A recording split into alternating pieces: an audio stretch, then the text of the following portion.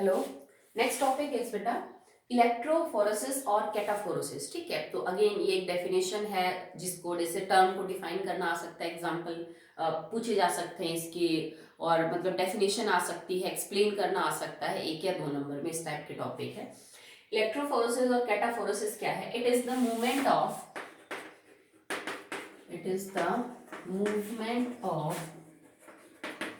colloidal particle under the influence of electric field.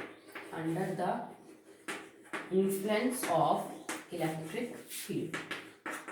जब हम किसी कोलाइडल सॉल्यूशन के अराउंड इलेक्ट्रिक फील्ड लगाते हैं तो colloidal particle because charge carry करते हैं, तो वो चार्ज कैरी करने के नाते वो जो है इलेक्ट्रिक फील्ड लगाने पे मूव करते हैं। ठीक है, it is the movement of colloidal particle जब आप इन इलेक्ट्रिक फील्ड लगाते हैं कोलाइडल सॉल्यूशन के अराउंड। हमने ये बोला कि कोलाइडल पार्टिकल चार्ज होंगे, चाहे पॉजिटिवली और चाहे नेगेटिवली चार्ज। आप ये समझ लीजिए कि जो इलेक्ट्रोफोरेसिस या कैटाफोरेसिस है ये एक्चुअली में प्रूव करती है इस बात को दैट दे कैरीज चार्ज। ठीक है, अगर आपको प्रूव करना है कि कोलाइडल सॉल्यूशन पॉजिटिव या नेगेटिवली चार्ज है तो आप इससे वो प्रूव कर सकते हो। ठीक है, करना क्या है, आपने एक सॉल्यूशन लिया, एक यू शेप की ट्यूब है जिसके अंदर आपने कोलाइडल सॉल्यूशन भर रखा। ठीक है, मान लीजिए it is positively charge colloidal particle. ठीक है, जो कोलाइडल सॉल्यूशन उसके अंदर जो कोलाइडल पार्टिकल है दैट इज पॉजिटिवली चार्ज, और आपने इलेक्ट्रिक फील्ड लगा रखी है। ठीक है, यह आपका कैथोड है और यह आपका एनोड है। ये पॉजिटिवली चार्ज है anode and this is negatively charge cathode. और हम ये मान के चल रहे हैं कि इस ट्यूब के अंदर जो कोलाइडल पार्टिकल है, सॉल्यूशन है, कोलाइडल पार्टिकल पॉजिटिवली चार्ज है। तो जब आप इलेक्ट्रिक फील्ड लगाएंगे टुवर्ड्स कोलाइडल सॉल्यूशन तो इसका जो पॉजिटिवली चार्ज कोलाइडल पार्टिकल है वो अपोजिट जो टर्मिनल है चार्ज में उसकी तरफ जाएगा। तो पॉजिटिव किसकी तरफ जाएगा? पॉजिटिव की तरफ तो नहीं जाएगा, किस टर्मिनल की तरफ जाएगा? नेगेटिव की। तो इसके अंदर जितने भी कोलाइडल पार्टिकल है they will move towards the cathode, वो कैथोड की तरफ मूव करेंगे जो कि नेगेटिव टर्मिनल है। अगर हमने इसके अंदर कोलाइडल पार्टिकल ले लिया होता जिसका चार्ज नेगेटिव होता तो नेगेटिव किसकी तरफ मूव करता? पॉजिटिव टर्मिनल की तरफ, दैट इज टुवर्ड्स एनोड। तो वो किसकी तरफ मूव करते? एनोड की तरफ मूव करते। बस यही जो पार्टिकल्स का मूवमेंट है इलेक्ट्रिक फील्ड लगाने पे, इसको हम इलेक्ट्रोफोरेसिस या फिर कैटाफोरेसिस बोलते हैं। Okay, so it is the movement of colloidal particle when electric field is applied towards the opposite charge terminal. अगर उन पे पॉजिटिव चार्ज है तो वो नेगेटिवली चार्ज टर्मिनल की तरफ जाएंगे, कैथोड की तरफ। अगर उनके ऊपर पॉजिटिव नेगेटिव चार्ज है तो वो पॉजिटिव टर्मिनल की तरफ जाएंगे टुवर्ड्स एनोड। और जब वो एक रेस्पेक्टिव इलेक्ट्रोड्स पे पहुंचते हैं, जैसे मान लीजिए नेगेटिवली चार्ज आपका कोलाइडल पार्टिकल था और वो चला गया पॉजिटिवली चार्ज इलेक्ट्रोड की तरफ एनोड पे, तो एनोड पॉजिटिवली चार्ज है और ये नेगेटिव। जब जैसे ही ये इसके ऊपर पास पहुंचेगा नेगेटिव पॉजिटिव आपस में न्यूट्रलाइज होंगे and the colloidal particle will coagulate. वो क्या हो जाएगा? वहां पे कोगुलेट हो जाएगा, सेटल डाउन हो जाएगा। ठीक है, तो जब opposite charge colloidal particle opposite charge electrode के पास पहुंचते हैं तो वहां पे ये चार्ज में न्यूट्रलाइज हो जाते हैं और आगे जाके क्या हो जाते हैं? वहां पे कोगुलेट हो जाते हैं, इकट्ठे होने लग जाते हैं। ठीक है, हमने कैटाफोरेसिस क्यों लिखा भाई? इलेक्ट्रोफोरेसिस देखो इलेक्ट्रिक फील्ड हम प्रोवाइड कर रहे हैं। शुरुआत में जो कोलाइडल पार्टिकल थे that are mostly positively charge, और वो किसकी तरफ मूव कर रहे थे? वो कैथोड की तरफ मूव कर रहे थे। ठीक है, शुरू में जिनका पता किया गया that will carries positive negative charge, sorry positive charge, और वो नेगेटिव टर्मिनल की तरफ मूव कर रही थी जो कि हमारा कैथोड था। इस वजह से पहले नाम पड़ गया था इसका कैटाफोरेसिस। पर बाद में पता चला कि भाई कोलाइडल पार्टिकल पे तो दोनों ही चार्ज हैं, वो सिर्फ कैथोड नहीं एनोड की तरफ भी मूवमेंट दिखा सकते हैं। तो फिर क्या बोला गया कि जो आपका कैटाफोरेसिस है उसको हमने रिप्लेस कर दिया बाय इलेक्ट्रोफोरेसिस। ठीक है, it is the movement of colloidal particle under the influence of electric field. अगर पॉजिटिव है तो नेगेटिव है तो दोनों की मूवमेंट हो सकती है अपोजिटली चार्ज इलेक्ट्रोड की तरफ, और इलेक्ट्रोड पे पहुंचते ही they get neutralized and they get settle down. This phenomena proves the existence of charge on the colloidal particle. ये प्रूव करता है इस बात को कि चार्ज होता है कोलाइडल पार्टिकल के ऊपर। ठीक है, और यहां से आप किसी भी अननोन कोलाइडल सॉल्यूशन के पार्टिकल का चार्ज पता कर सकते हो। अगर आपके पास कोई अननोन कोलाइडल पार्टिकल है and you don't know the charge on it, तो आप उसका इलेक्ट्रोफोरेसिस करिए। जिस टर्मिनल की तरफ वो मूव करेगा उसको देख के आप ये बता सकते हो कि कैसा चार्ज है, ठीक है। पॉजिटिव की तरफ करेगा मतलब इसके ऊपर नेगेटिव चार्ज है, और अगर नेगेटिव टर्मिनल की तरफ करेगा it means it is positively charge, ठीक है। ओके बेटा, नेक्स्ट देखिए, इट इज इलेक्ट्रोऑस्मोसिस।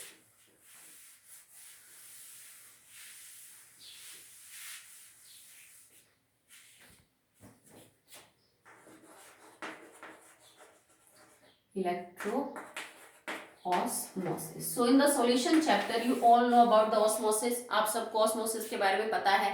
अगर osmosis का प्रोसेस नॉर्मली किया जाए, ठीक है, तो वो थोड़ा टाइम लेगा, भाई स्लो प्रोसेस है, धीरे धीरे होगा। अगर आप osmosis के प्रोसेस को फास्ट करना चाहते हैं तो आप क्या कर सकते हैं बेटा, इलेक्ट्रिक फील्ड लगा सकते हैं, ठीक है। तो हम इलेक्ट्रिक फील्ड लगा के osmosis के प्रोसेस को क्या करेंगे, फास्ट अप करेंगे। इसी को हम बोलते हैं इलेक्ट्रोऑस्मोसिस। करना क्या है आपको, आपके पास एक चैम्बर है जिसके अंदर आपने कोलाइडल पार्टिकल का सॉल्यूशन ले रखा है। ये जो डॉट्स हैं these are colloidal particle, actually में आपके डिस्पर्स्ड फेज हैं, और ये आपने किसी सॉल्यूशन बनाया है तो कोई डिस्पर्स मीडियम भी डाला होगा, this is dispersed medium. Okay, मेरे पास कोलाइडल सॉल्यूशन है जिसमें डिस्पर्स फेज और medium, sorry this is phase, disperse phase और मीडियम है। और हमने क्या किया है कि यहाँ पे एक सेमी परमेबल मेम्ब्रेन ले ली, इधर भी और इधर भी हमने एक सेमी परमेबल मेम्ब्रेन लगा रखी है दोनों साइड में, क्योंकि अगर ओस्मोसिस है तो फिर बेटा सेमी परमेबल मेम्ब्रेन तो लेनी पड़ेगी आपको, ठीक है। और सेमी परमेबल मेम्ब्रेन वो मेम्ब्रेन है that allows only the movement of solvent particles and it do not allow the movement of solute particles, ठीक है। तो सॉल्वेंट का साइज जनरली छोटा होता है एज कंपेयर टू सॉल्यूट, तो ये सॉल्वेंट के मॉलिक्यूल्स को तो इधर उधर अलाउ करेगी पास होने के लिए, बट ये जो है आपका जो डिस्पर्स्ड फेज है उसके मॉलिक्यूल्स को अलाउ नहीं करेगी टू पास। और हमने आगे क्या कर रखा है कि यहाँ पे इलेक्ट्रिक फील्ड लगा रखी है, इधर भी और इधर भी we are applying the electric field, ठीक है। मान लीजिए ये आपका पॉजिटिव टर्मिनल है और ये आपका नेगेटिव टर्मिनल है, ठीक है। आपने क्या कर रखा है कि सॉल्यूशन ले रखा है, प्लस में एसपीएम लगा रखी है इधर भी और इधर भी, ठीक है। और यहाँ पे मान लो तुम्हारा मीडियम वाटर है तो एक चैम्बर है, इधर हमने भर रखा है पानी, ठीक है। यहाँ पे भी हमने क्या भर रखा है, पानी भर रखा है।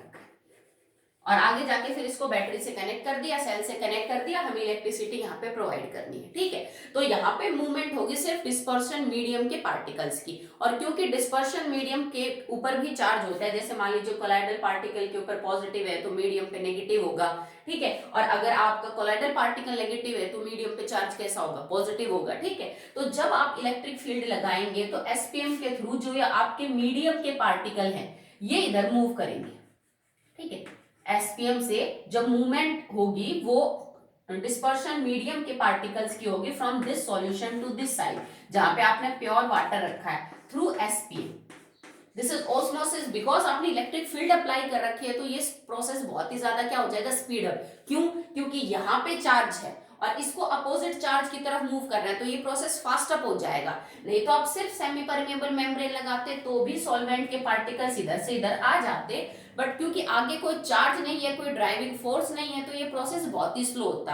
आपने आगे जाके इलेक्ट्रिक फील्ड लगा रखी है तो प्रोसेस गेट यूजुअली फास्टर, ठीक है। तो ये थोड़ा ज्यादा हो जाएगा फास्ट, और इसी प्रोसेस को हम बोलते हैं that is known as the electroosmosis. तो धीरे धीरे यहाँ सिर्फ कोलाइडल पार्टिकल बच जाएंगे, that is of disperse phase आपके पास बचेगा, और जो मीडियम है वो यहाँ से क्या होगा, धीरे धीरे एसपीएम के थ्रू बाहर निकल जाएगा। मीडियम पॉजिटिवली चार्ज है तो वो किसकी तरफ भागेगा, नेगेटिव टर्मिनल की तरफ भागेगा, और अगर वो खुद नेगेटिवली चार्ज है तो किस टर्मिनल की तरफ भागेगा, पॉजिटिव टर्मिनल की तरफ भागेगा। मैंने दोनों साइड में मूवमेंट इसीलिए बताई है क्योंकि मीडियम का चार्ज अलग अलग हो सकता है। ओके, तो चलिए यहाँ पे हमने दो टॉपिक कंप्लीट किए हैं, that is electroosmosis and electrophoresis. Next is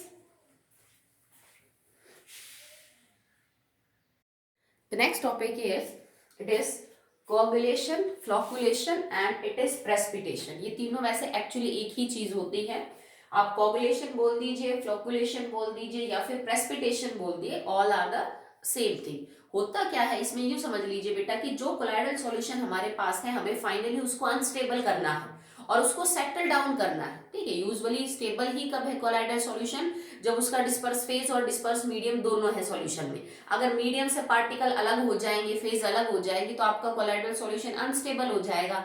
इसी को हम कोगुलेशन कहते हैं। हम करते क्या है, by adding large amount of electrolyte to colloidal solution, the small size colloidal particle aggregate to form large particles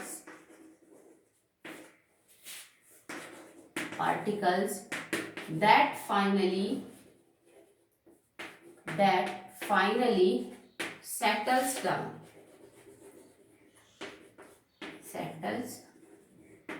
Okay, so by adding large amount of electrolyte to colloidal solution, the small size colloidal particles form large particles aggregate होते हैं and they will finally settle down.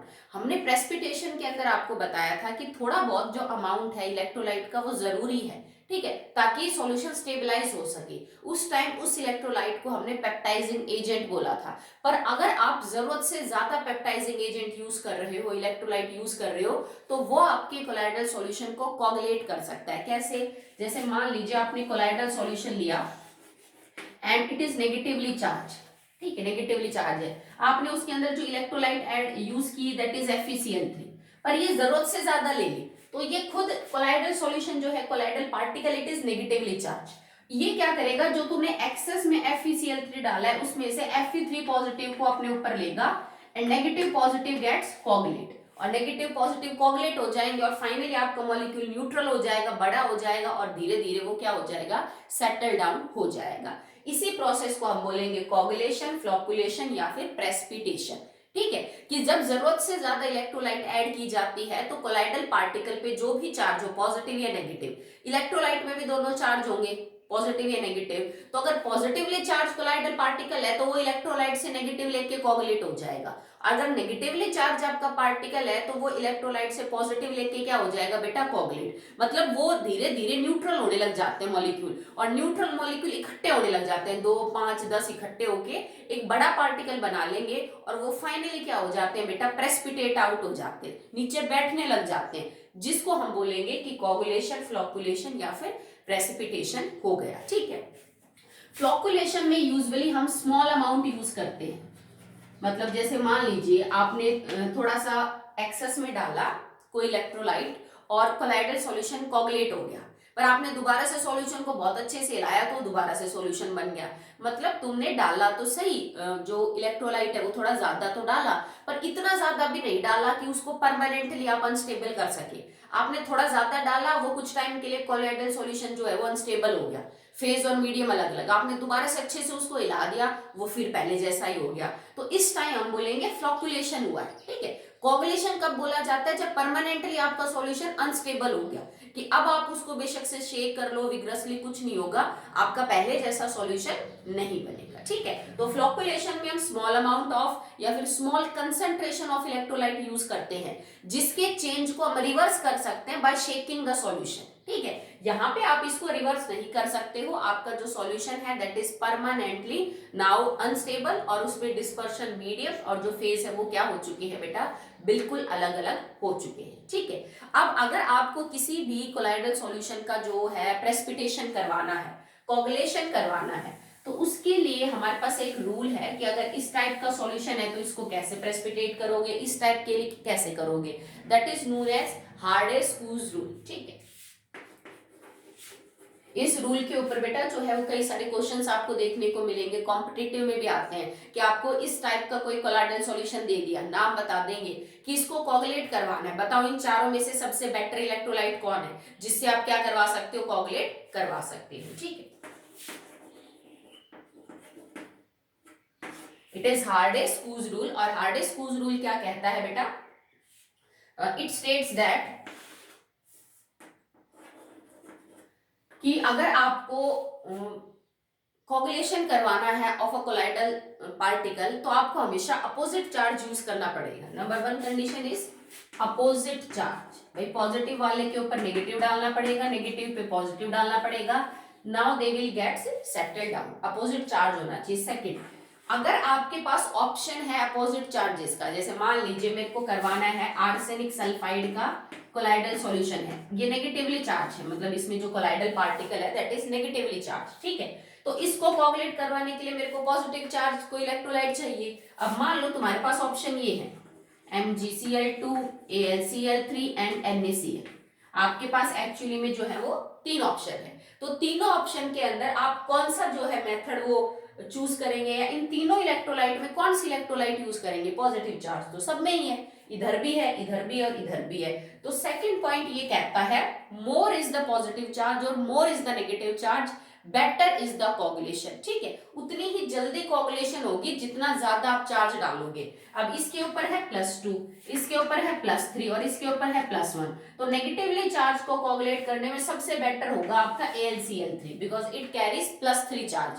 उससे थोड़ा कम करेगा MgCl2 और सबसे कम करेगा ये process that is NaCl, ठीक है। तो first condition is hard-screws rule क्या बोलता है कि किसी भी कोलाइडल पार्टिकल को सेटल डाउन करने के लिए उस पर अपोजिट चार्ज डालिए, और अगर आपके पास अवेलेबिलिटी है मोर देन 1 अवेलेबल चार्जेस की, तो जो सबसे ज्यादा होगा ये मैग्नीट्यूड में जितना ज्यादा चार्ज होगा, चाहे वो नेगेटिव हो चाहे वो पॉजिटिव हो, वो उतनी ही बेटर क्या कर सकेगा, कोगुलेशन कर सकेगा, ठीक है। जैसे मान लो मेरे पास कोई पॉजिटिवली चार्ज हो FeOH thrice, it is a positively charge colloidal particle, मेरे को इसको कोगुलेट करवाना है, तो मेरे पास ऑप्शन ये है, one is NaCl, one is like Na2CO3, one is like आपका ये लीजिए Ca3PO4 ट्वाइस। ये 3 चीजें हैं मेरे पास इस कोलाइडल पार्टिकल को कोगुलेट करने के लिए।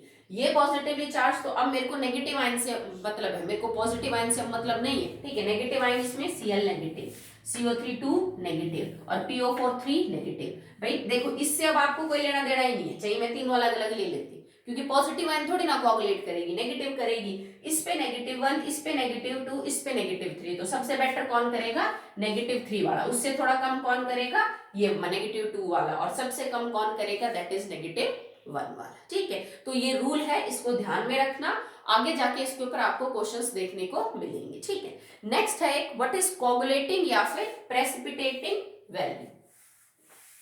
किसी भी इलेक्ट्रोलाइट की कोगुलेटिंग वैल्यू हम किसको बोलेंगे, उस चीज को हम समझेंगे।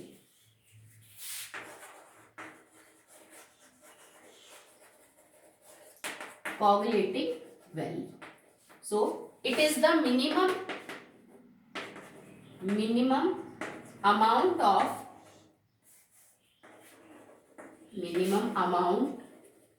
of an electrolyte in millimoles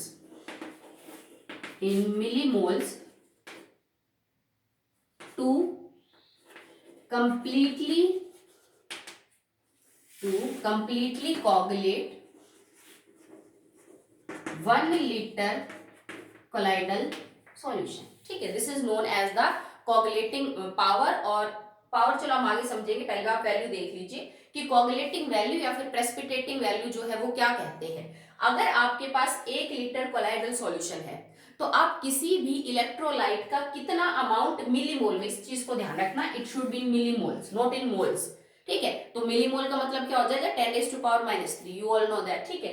तो अगर आपके पास 1 लीटर कोलाइडल सॉल्यूशन है, तो उसमें आप किसी भी इलेक्ट्रोलाइट का कम से कम कितना मिलीमोल डालो ताकि वो कोगुलेट हो जाए, ठीक है। तो वो जो अमाउंट है मिलीमोल में उस इलेक्ट्रोलाइट का, हम कहेंगे कि वो उस इलेक्ट्रोलाइट की कोगुलेटिंग वैल्यू, ठीक है। जैसे मान लो मेरे पास 1 litre FeOH thrice colloidal particles है, इसका सॉल्यूशन है, कोलाइडल सॉल्यूशन है, and it is positively charge, this is positively charge. अब मेरे को मान लीजिए NaCl लेना है इसको कोगुलेट करवाने के लिए, तो इसका नेगेटिव आयन ये है जो कोगुलेट करेगा। इस 1 लीटर को कंप्लीटली कोगुलेट करवाने में मान लो कि मेरे को 0.2 मिलीमोल्स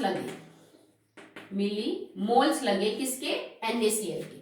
1 लीटर इस सॉल्यूशन को कंप्लीटली कोगुलेट करवाने के लिए मुझे 0.2 मिलीमोल्स लगे NaCl के। तो NaCl की यहाँ पे जो कोगुलेटिंग वैल्यू है for this type of colloidal particle is 0.2 millimoles. यही अमाउंट जो मिलीमोल में है ये इसकी क्या हो जाएगी, कोगुलेटिंग वैल्यू। अब मान लो इसको कोगुलेट करवाने में तुम्हारी NaCl के तो लगे 0.2 मिलीमोल, एक और ले लीजिए जस्ट लाइक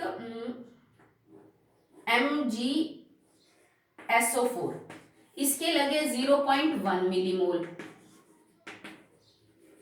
ठीक है। और एक आपके पास है दैट इज Ca3PO4 ट्वाइस, इसके आपके लगे 0.01 मिलीमोल, ठीक है।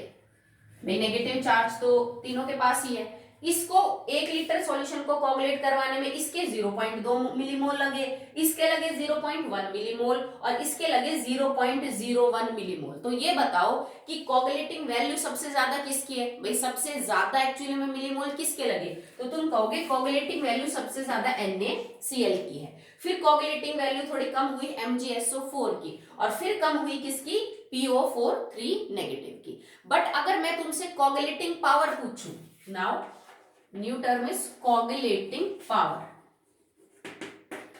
तो कोगुलेटिंग पावर क्या होगी बेटा, पावर का मतलब है कि कौन कितना अच्छा कोगुलेट कर सकता है। भाई देखो कोगुलेट तो तीनों ही करेंगे, इसके तुम इतने मिलीमोल्स डालोगे तब जाके वो काम करेगा, ये उतने मोल्स में वो काम कर रहा है, भाई इसका सबसे कम अमाउंट हमें लेना पड़ा तब भी हमारा काम हो गया, इसका अमाउंट तुम्हें ज्यादा लेना पड़ा तब तुम्हारा काम हुआ। तो पावर अच्छी किसकी है, इसकी, क्योंकि ये कम अमाउंट में वो काम करके दे रहा है जो तुम्हें ज्यादा अमाउंट में करके दे रहा है NaCl।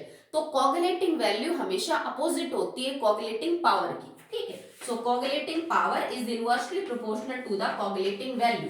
जिस भी इलेक्ट्रोलाइट की वैल्यू सबसे कम होगी कोगुलेटिंग, उसकी पावर सबसे अच्छी होगी।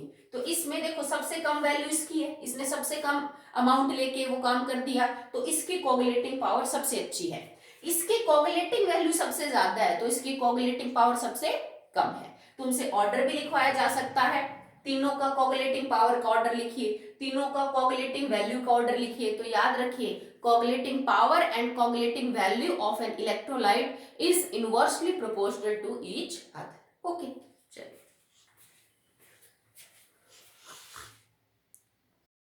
you can compare the coagulating power and coagulating values of 2 or more electrolytes. For example, जैसे मैं आपको अभी समझाया था कि if for 1 liter any colloidal particle, any colloidal solution जिसके ऊपर चार्ज मान लीजिए पॉजिटिव है, आपके पास 3 ऑप्शन थे, NaCl का just like MgSO4 and Ca2PO4 thrice, ठीक है। और हमने लिखा था इसके 0.2 मिलीमोल्स लगे, इसके 0.1 लगे और इसके 0.01 मिलीमोल्स लगे, तब जाके ये सॉल्यूशन कोगुलेट हुआ, ठीक है। अब आपको कंपेयर करना हो कि NaCl और MgSO4 की कोगुलेटिंग पावर में क्या रिलेशनशिप है या इनकी कोगुलेटिंग वैल्यू के बीच में क्या रिलेशनशिप है। तो आप इसको यूं लिख सकते हो, कोगुलेटिंग पावर ऑफ NaCl, ठीक है। चलो वैल्यू, क्योंकि वैल्यू लिख रखी है तो पहले वैल्यू से सॉल्व कर लेते हैं।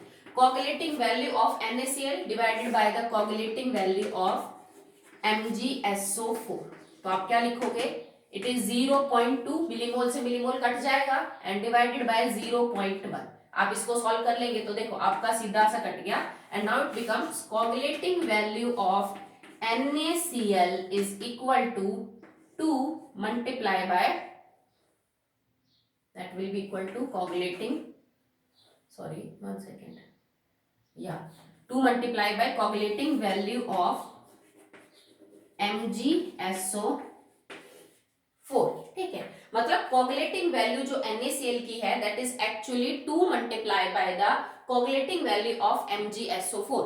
MgSO4 की कोगुलेटिंग वैल्यू जितनी है अगर आप उसको 2 से गुणा कर दे तब आपको पता चलेगा what is the coagulating value of NaCl। तो एक्चुअली हमने इन दोनों के बीच में रिलेशनशिप निकाल दिया, that coagulating value of NaCl is actually, जो आप कह सकते हो ये हाफ है, ट्वाइस है, ठीक है। तो जैसे आप इसको यूं लिख सकते हो, NaCl के केस में जो कोगुलेटिंग वैल्यू है that is 2 multiply bye MgSO4। सो आप ये कहेंगे MgSO4 की जो कोगुलेटिंग वैल्यू है दैट इज एक्चुअली NaCl की कोगुलेटिंग वैल्यू का क्या है, हाफ है, या आप यूं कह सकते हो MgSO4 की कोगुलेटिंग वैल्यू जो है that is half of NaCl value, या फिर यूं कह सकते हो जैसा ये यहां से दिख ही रहा है कि जो भी MgSO4 की कोगुलेटिंग या फिर NaCl की जो कोगुलेटिंग वैल्यू है उससे आप कह सकते हो कि तो 4 की जो कोगुलेटिंग वैल्यू है उससे जस्ट डबल है किसकी, NaCl की कोगुलेटिंग वैल्यू। तो आप दोनों को कंपेयर कर सकते हो। अगर आपको जैसे वैल्यू नहीं पावर के बीच में कंपैरिजन है तो देखो coagulating value is inversely proportional to coagulating power, तो इन दोनों के बीच में आप कैसे कह सकते हो रिलेशनशिप निकालना हो, coagulating power of it is equal to, देखो ये चीज हमने लिखी now, it is equal to coagulating power of MgSO4 and divided by it is coagulating power of NaCl। अगर भैया आपको वैल्यूज ही दे रखी हैं तो coagulating value is equal to 1 upon coagulating power कर सकते हैं, तो मैंने यहाँ पे क्या कर दिया, उल्टा कर दिया, 0.2 बटे में 0.1 किसके बराबर था, value of NaCl divided value of MgSO4, मैंने उल्टा कर दिया, coagulating power of MgSO4 and coagulating power of NaCl। अब आप इसको यूं सॉल्व करेंगे, now coagulating power MgSO4 divided by coagulating power NaCl is equal to 2. Okay, so now coagulating power of MgSO4 is equal to 2 multiplied by coagulating power of NaCl। ठीक है, इसका मतलब अकेले MgSO4 की कोगुलेटिंग पावर कितनी है, coagulating power of NaCl को अगर आप 2 से गुणा कर देंगे तब तो ये ट्वाइस है MgSO4 के लिए एज कंपेयर टू NaCl। ठीक है, तो आप इसको चेक कर सकते हैं, देखो वैल्यू ज्यादा किसकी लगी, NaCl की, जबकि कोगुलेटिंग पावर ज्यादा अच्छी किसकी है, दैट इज ऑफ MgSO4। तो आप इनमें कंपैरिजन भी कर सकते हैं बिटवीन डिफरेंट इलेक्ट्रोलाइट्स। ठीक है, बस इस बात का ध्यान रखिएगा बेटा, अगर पॉजिटिव चार्ज है तो उसके लिए नेगेटिव आयन पे ध्यान देना है जो कोगुलेट करेगी, अगर नेगेटिव कोलाइडल पार्टिकल है तो उसके लिए आपको पॉजिटिव के ऊपर ध्यान देना है, फिर नेगेटिव आयन हमारे मतलब की नहीं है। ठीक है, नेगेटिव और पॉजिटिव आयन आप आइडेंटिफाई कर लोगे, जैसे आपको मिलेगा सल्फेट, क्लोराइड, ब्रोमाइड, आयोडाइड, इस तरह के कंपाउंड मिलेंगे। जो सबसे ज्यादा अपोजिट चार्ज कैरी करेगी आयन वो सबसे अच्छा क्या करेगी, कोगुलेशन करेगी। You can write the order also, increasing और डिक्रीजिंग भी आप लिख सकते हैं। ठीक है, तो आज के लिए इतना ही बेटा।